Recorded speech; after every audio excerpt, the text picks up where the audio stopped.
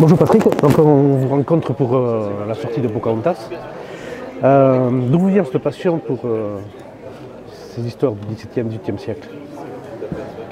Alors, c'est quelque chose qui date de très, je ne veux pas dire de très vieux, parce qu'on va se demander quel âge j'ai, mais ça remonte à la petite enfance, ça remonte à l'enfance. Oui. Quand j'ai commencé à découvrir que des Français avaient rencontré des Hurons et des Iroquois, ça m'a passionné, quoi. Je croyais que avec les westerns, on voyait des cow-boys et des Indiens, et je me suis dit non, mais là j'étais tout minot. Hein.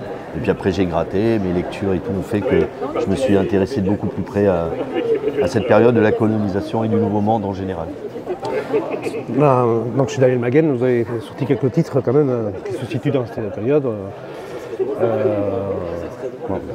J'ai l'impression que c'est vraiment votre passion, quoi. Ah bah oui, je peux pas tellement le cacher. Hein. Oui, je suis passionné par ces époques-là, par tous ces protagonistes, on va dire, que ce soit français, anglais, à l'époque, surtout de que je parle, et de toutes ces nations indiennes qui ont disparu au fil du temps, au fil de l'avancée des autres, quoi. Alors pourquoi avoir voulu raconter l'histoire de Pocahontas? Pocahontas, on passe toujours au dessin animé de Walt Disney. Ah oui, non mais voilà. Non, mais alors justement, Walt Disney, peu importe, bon voilà, c'est sûr que c'est pas ma tasse de thé. Moi je suis pas du tout là-dedans du tout. Mais c'est pas Walt Disney qui m'a fait venir à traiter Pocahontas. J'ai un peu une suite logique. Moi je suis toujours dans ce rapport entre colons et Amérindiens. La même année, en 1607, j'avais traité Iroquois. La naissance de Québec, c'était la même année que Pocahontas, que l'arrivée des Anglais à Jamestown. Moi, je trouvais que c'était un pendant. On avait le côté français, le côté anglais, et puis c'est une belle histoire, quoi. Enfin, et puis ça méritait de la remettre un petit peu au devant de la scène, à un petit niveau, quoi. Après, on peut dire que avec vos séries, ça fait une thématique, c'est une collection, une série, quoi, en fait.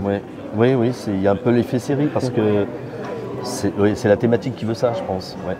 On pourrait avoir une chronologie, quoi. Alors, comment vous avez fait les recherches et le travail là-dessus? Les recherches, déjà, j'ai une documentation qui s'étoffe depuis des années. Et puis, dès que j'ai en tête un sujet, ça y est, je commence à bouquiner, à chercher, à entasser. Et puis le jour où je pense que j'ai assez de documentation, que j'ai ce qu'il me faut, je commence, quoi. Mais c'est sans fin, hein, de se documenter. On découvre toujours de nouvelles choses, des erreurs, voilà, Et puis dès qu'on cherche, dès qu'on gratte, on trouve toujours plus. Je vois par exemple pour la construction pour le fort de Jamestown, j'aurais pu faire un fort carré à la western. Je pense que ça aurait rien changé à l'histoire, mais je préfère avoir fait le fort vraiment tel qu'il était à l'époque, triangulaire, avec voilà. Ça c'est pour moi, hein, c'est parce que j'aime ça. Oui, puis c'est bien aussi pour les gens de savoir comment c'était. De savoir, oui. La reconstruction historique, c'est quand même montrer comment c'était, pas d'inventer. Oui, voilà, c'est ça. C'est ça. Le fort façon Lucky Luke, quoi. Oui, c'est ça. Et donc vous faites le scénario. Est-ce que vous écrivez le scénario d'un coup et après vous attaquez les planches? Ah oui. J'écris l'histoire sous forme comme une petite nouvelle, je la fais lire à mon éditeur. Ensuite, on en parle, et ensuite je fais tout le storyboard, découpage et dialogue. Et une fois que tout est bien calé, je commence à dessiner. Alors, je ne dis pas qu'il n'y a pas quelques petites retouches de temps en temps, par-ci par-là, mais non, moi, quand je commence la première case, je sais exactement comment on va se terminer l'histoire. Et vous faites en couleur directe, avant la couleur. Vous faites au crayon à papier Ah oui, mais même il faut que ce soit, même il faut que ce soit le mieux possible au crayon, parce qu'après l'aquarelle,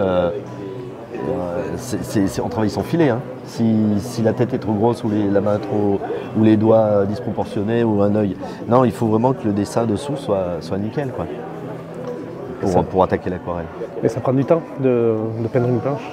Ah oui, ça prend un peu de temps parce que quand j'ai fini le dessin, il reste toute la couleur à faire et ça prend du temps, c'est vrai, l'aquarelle. Mais après, moi je m'en passerai pas, quoi. Ça m'amène des ambiances, des atmosphères que tu ne pourrais pas avoir autrement, quoi.